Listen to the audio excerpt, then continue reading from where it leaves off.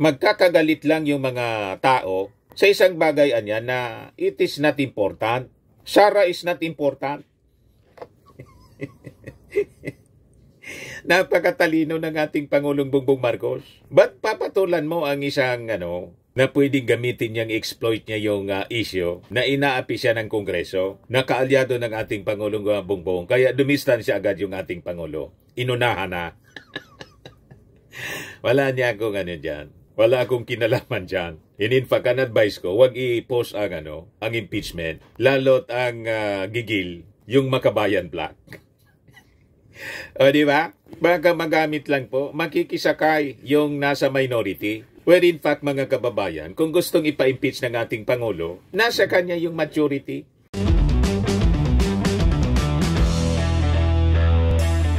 Ito naman po yung bago naming product na binibenta online. iGlow Serum, whitening po siya. Tingnan ninyo yung epekto sa aking anak na architect before and now. Yung mga inquiries po ninyo, dumiretso na lang kayo sa kanyang Facebook account, Riz Maravillas.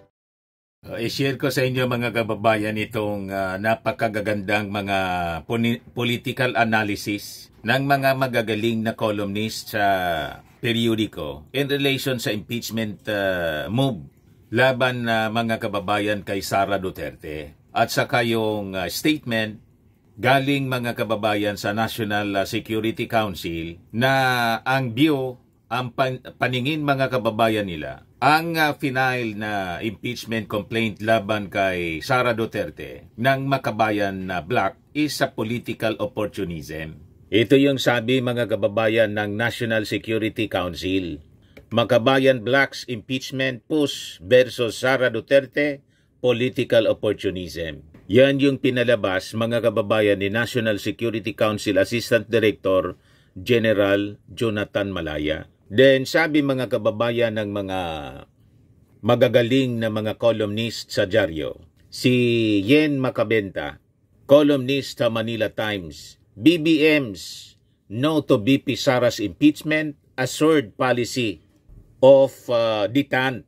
Tapos sa editorial naman po ng Manila Times, sabi diyan, Marcos is right about Duterte impeachment. Madaling sabi, yung mga magagaling na analyst mga kababayan, sang-ayon sa naging posisyon ng ating Pangulong Bongbong Marcos. Ibigay ko sa inyo yung mga detalye. Bakit nag-arrive sila sa ganong pananaw? At kumbinsido sila sa naging posisyon ng ating Pangulong Bongbong Marcos na sa iba nating mga kababayan, including the Marcos loyalists, medyo na-discourage sila kasi hindi mo din mabiblame yung mga Marcos supporters sa tindi ng mga ginawa mga kababayan ni Sara laban sa ating Pangulong Bongbong. Yung pagbabanta, yung pagmumura, at siyempre yung paggamit ng kanyang confidential funds na hindi may paliwanag. Talaga pong maintindihan natin kung bakit gustong-gusto na nilang tirisin. Dikdikin, tirisin mga kababayan ng pinong-pino si Sara Duterte sa sama ng pinakitang ugali po. Lalo't ibinoto rin nila mga kababayan si Sara kasi kasama siya sa unit team. Siya yung ka-unity mismo ng ating Pangulo. Pagkatapos ngayon kating-kati. Kating-kating pugutan. Ini-imagine daw niyang pugutan yung ating Pangulo. Imagine that. At nangontrata na daw siya, mga kababayan ng papatay, dahil lang po sa issue ng confidential funds. But before ko mga kababayan ibigay sa inyo yung experts analysis nitong mga kilala na mga political analyst, click subscribe muna dito sa ating YouTube channel and hit the notification bell para lagi po kayong updated sa mga kaganapan dito sa ating bayan. Like and share na rin po ninyo ng ating video. At huwag na rin po ninyo na skip yung ating mga commercial ads para tuloy-tuloy lang ang pag-unlad ng Bagong Pilipinas. Itong ating programa mga kababayan, atid sa inyo nitong ating mga sponsors. Firmax Firming and Lifting Cream. Pinapay po sa mga pulses in affected area. Mainam po ito sa mga pains at paninigas ng mga kaso-kasuan. Ito sa mukha naman yung application, anti-aging, Automax po siya. Ito iGlow Serum mga kababayan, whitening po siya, made in South Korea. Ito naman po, Ningxia Red Mix Fruit Drink, Gawa po siya sa goji berry. May anti-cancer properties po siya. At sa mga nagana po ng malinis and spacious fitness gym, pumunta lang po kayo sa aming Colossal Fitness Gym. May Grab car rental din po kami. At bills payment po sa aming office. At saka sa mga mahilig po sa mga imported bags, manood po kayo sa live selling ni Madam Eileen Rosales sa kanyang Eileen Closet po. Pati mga shoes, ito yung kanya po. Ito yung kanyang page. Kita ninyo, napakagandang mga online selling po siya. Si Madam Eileen Rosales. Cellphone number niya po, 773-798-7816. Balikan natin mga kababayan yung ating topic. Unahin natin itong sinabi ng National Security Council. So, tinawag pong political opportunism ng National Security Council yung impeachment complaint na final po ng Makabayan Black. O ngayon, kung ako ang tatanungin po ninyo, kung kumbinsido tayo sa sinabi ng National Security Council, ang masasabi ko, mga kababayan, legit. Legit po ang sinabi. Kasi po, sabi ko sa inyo, ang mga Makabayan Black, may sarili ding agenda. Sumakay sila rito, lalo't may mga kandidato din sila para senador. Every opportunity, mga kababayan, na magkakaroon sila ng advantage politically, political advantage, mileage mga kababayan, igagrab po nila para, mga kababayan, magmukha silang bida. Yun naman talaga po from the very start yung agenda ng mga nasa Makabayan Black. So ayaw ng ating gobyerno na tumalon sa kanilang patibong.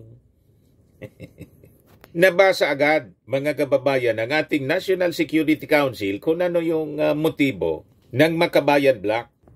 Yan po sabi niya National Security Council Assistant Director General Jonathan Malaya. Sa paniwala nila, ito'y political opportunism. Yung sabi ni Malaya, hindi lang anya political opportunism, kundi political mileage nila. So sabi dito sa balita, Malaya slammed the Makabayan Black's earlier statement claiming that the NTF-ELCAC sees the impeachment plan as a destabilization.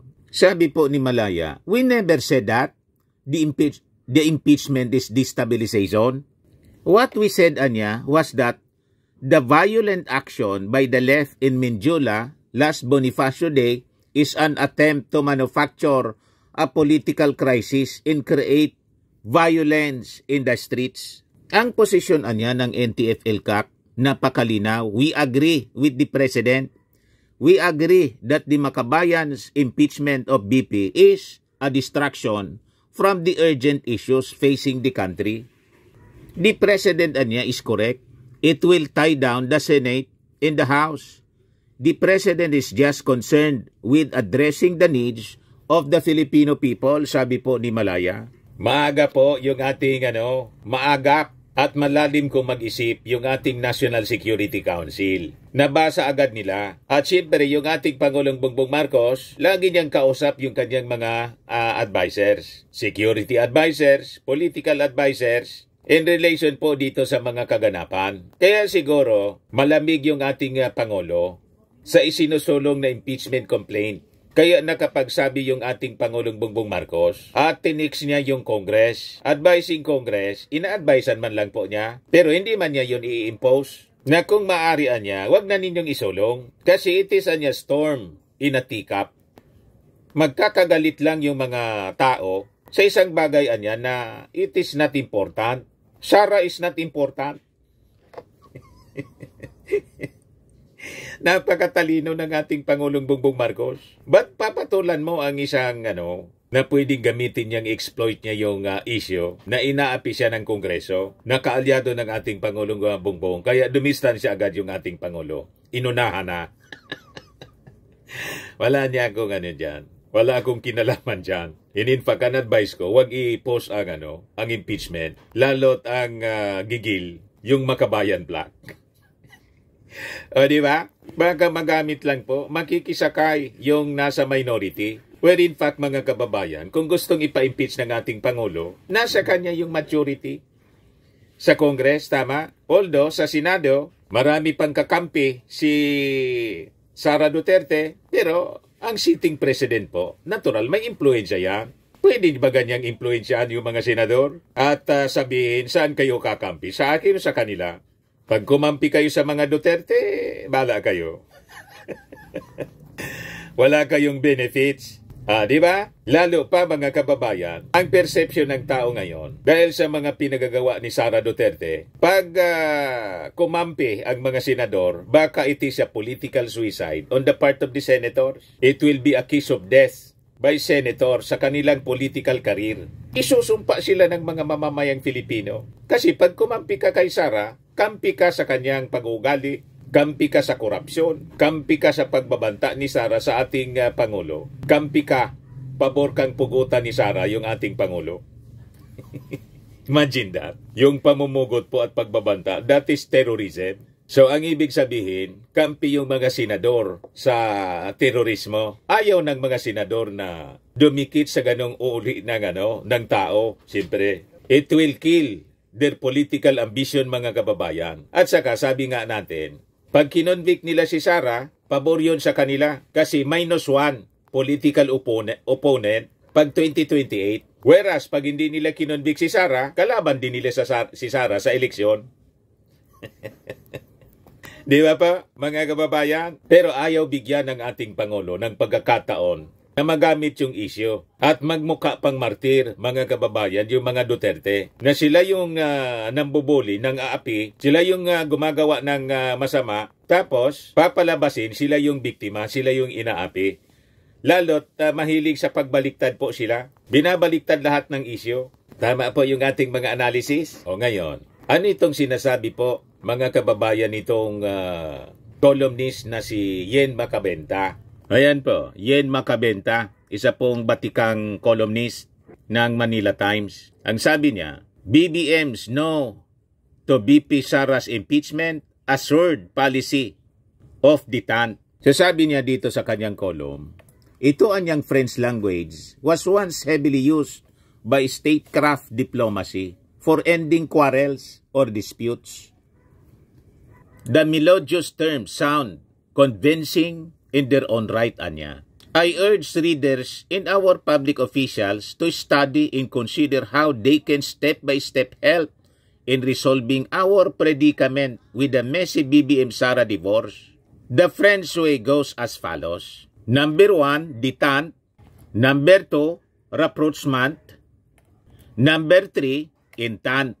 Napakalalalim niya, Mr. Maravillas. Ganon ang mga columnist po na mga matatanda na. Malalalim sila magsalita po. Mga batikan, nagagamit sila ng mga terminologies na sila lang ang nakaintindi. At kailangan mo pang tumingin sa dictionary para maintindihan ang kaulugan. Pero pinaliwanag naman niya kung anong ibig sabihin ng détente. Ayan po, détente. Nang ibig sabihin niya, relaxation of acute tensions that carries with it the danger of conflict. Yun lang naman po ang ibig sabihin. May tension, may away, imbis gatungan yung away, i-cool down natin niya. Relax lang. Huwag mainit ang ulo. Pag dinala mo yan sa init ng ulo, lalong sisiklab ang away. Yun ang ibig sabihin. It may be accompanied by reduction of hostile behavior but does not remove the underlying conflict of interest. Yun yung ginawa ng ating Pangulo. Imbes na gatungan yung gulo, yan ang totoong leader po. Imagine, pinagbantaan na lahat yung kanyang buhay na mismo ang pinagbantaan ni Sara. Pero nang may mag-file ng impeachment, sinabi niya, awagan niya, huwag niyong ituloy. O diba?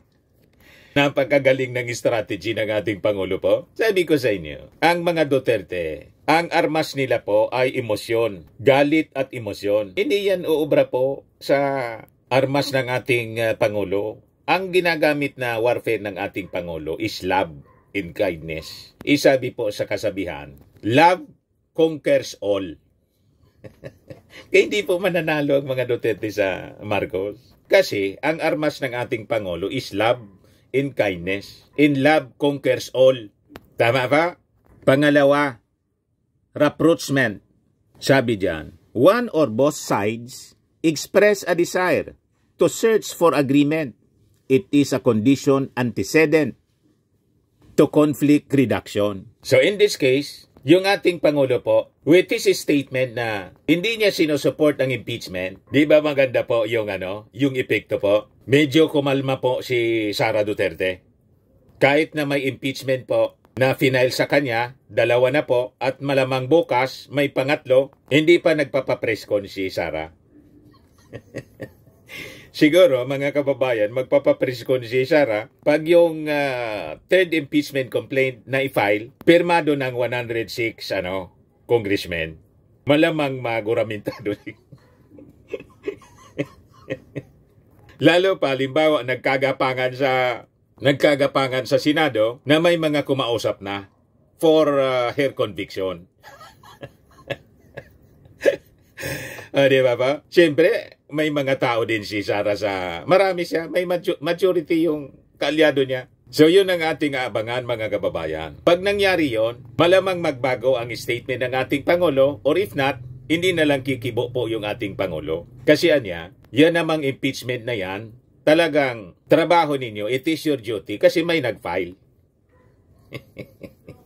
Di ba pa? Lalot, yung pag-text ng ating Pangulo, na-leak. After na mag-text yung Pangulo sa Congress, na-leak bigla. May kahulugan po yun. Kung bakit na-leak. Na-leak or nilik. Di ba? Kung na-leak, iba. Pero kung intentionally nilik, may gustong ma-achieve na purpose po. Hindi ko na po ipapaliwanag kung ano. Di ba? Bala na kayo mag-interpret kung ano yung interpretation po ninyo. Pangatlo, sabi rito, intent. The two sides recognize a similarity of views and interest, but the understandings are limited to certain issues. Improvement in relations stops short of an alliance. So sabi ni Yen Makabenta, sa politika niya, detente has been used mainly in interstate relations. I suggest here, the concept can be applied just as well and positively to personal relations between leaders and groups.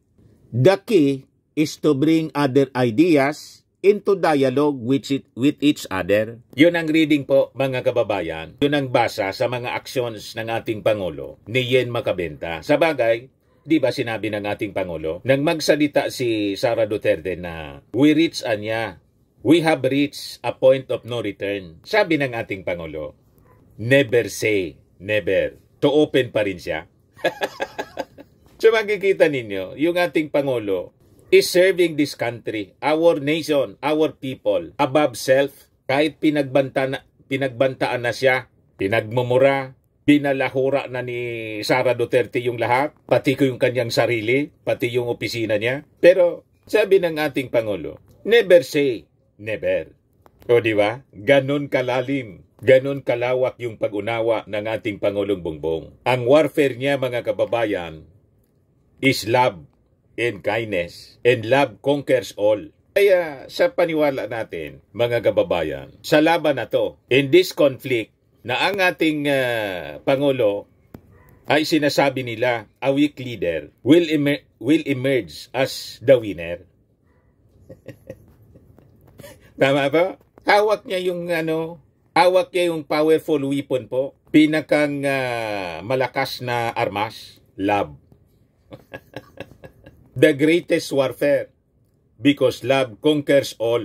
So itong estratedya niya na ginagamit ng ating Pangulong Bongbong, sabi ni Yen Makabenta, nangyarian niya ito during the Cold War between America and the US. And it is effective. Yan o.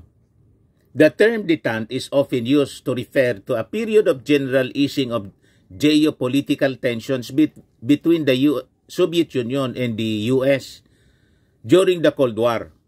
Detente began in 1969 as a core element of the foreign policy of the US President Richard of U.S. President Richard Nixon in an effort to avoid an escalation of conflict with the Eastern Bloc.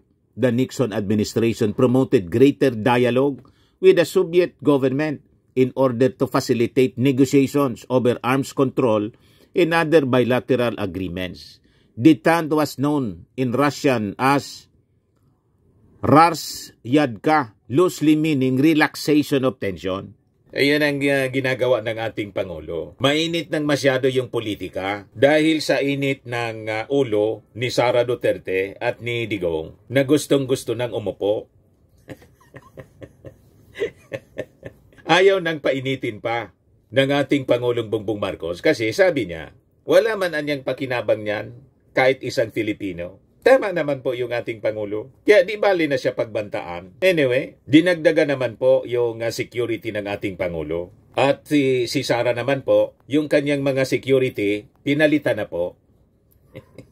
Baka magamit na private army laban mismo sa ating Pangulo. So alam niya yung kanyang ginagawa. Matalino po ang ating Pangulo. Yung apoy sa ulo ni Sara, hindi na niya po dinagdagan yung gatong. Sabi nga natin po, you cannot put out fire with fire. Gamitan mo dapat ng tubig or fire extinguisher. Yung palaging pag-aapoy ni Sara. Kaya sabi ni Yen Makabenta pala, I think our nation, Anya, would be exceedingly glad to see today even just a relaxation of tension among our top leaders and more good sense among our House legislator. Ngayon, sa isa pang column, ito editorial na po ito ng Manila Times, sabi dito, Marcos is right about Duterte impeachment. Marcos discouraging an impeachment is also sound political calculus. There is growing concern that the increasingly volatile rift between the President and Vice President will be disruptive. And many have publicly called on both parties to ease tensions. Not impeaching Duterte is one way to do that. In addition, sabi po rito, declining to pursue an impeachment process also denies Duterte, who has displayed an embarrassing but attention-grabbing preference for the dramatic and platform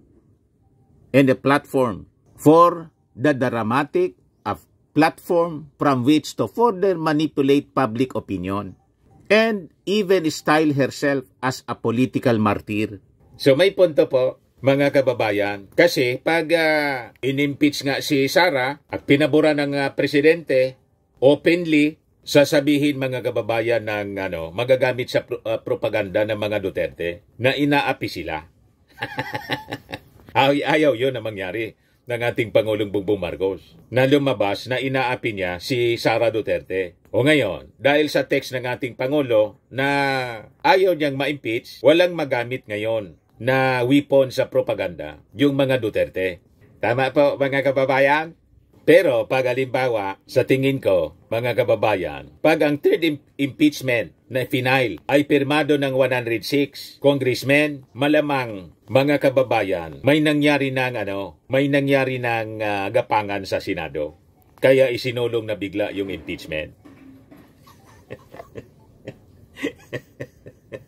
Di ba? Siyempre, hindi gagalaw po yung Congress na masasayang lang mga kababayan, especially the majority. Hindi basta sila magsusupport ng isang impeachment na hindi magtatagumpay. Naintindihan na ninyo po? Parang yung budget ni Sara, nang ikat po ng Congress, may mga senador na gustong ibalik, i-restore yung budget. Pero nang magkabotohan po, hindi man nangyari. Yung dati pa rin, na mayani po yung budget cut para kay Sara. Nakita na ninyo ba? So pag sinuport po ng majority ng Congress yung impeachment, malamang kausap na yung mga senador. Nagkaayusan na. Yun ang totoong laban. Sa mga naghanap ng malinis and spacious fitness gym, pumunta lang po kayo sa aming Colossal Fitness Gym. We also offer Grab Car Rental with our brand new 2023 model ng Toyota Innova. We also accept booking for those who are planning to travel via PAL, Cebu Pacific, and other airline companies, local and international, and bills payment for Meralco bills, PLDT, Aleco bills, etc. Ang Colossal Fitness Gym is located at 3rd floor Security Bank Building, Landco Business Park, Legazpi City, Albay. For inquiries, look for Chilon Maravillas. Contact number 0966-802-0949. Yan yung aming Innova. Lagi na pong matao sa amin. Pati mga foreigners po, tingnan ninyo. Mga British tourists sila. Ang lalaki ng katawan na, mga kababayan, nag-gym sa amin. Ito naman po, Indian National. Ito mga mga European sila. Ito naman yung bago naming product na binibenta online, iGlow Serum.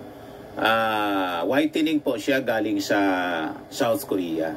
Tingnan ninyo yung epekto sa aking anak na architect entrepreneur, Riz Maravillas. For inquiries, look for Riz Maravillas on FB.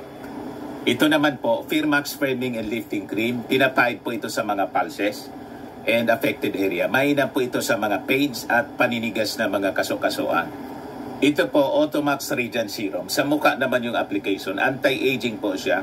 You will look 10 years younger than your age. Sa mga cancer patients naman po, baka lang gusto ninyo itong itry. Nengxia Red Mixed Fruit Drink. Hindi man po siya gamot, food supplement siya. Kaya lang, gawa siya mga kababayan sa goji berry. Yung goji berry may anti-cancer properties. Yung mga inquiries ninyo, dumiretso na lang kayo sa aming messenger sa Facebook para masagot namin agad. Ayos po, ako po si Dante Maravillas. Bye-bye. God bless.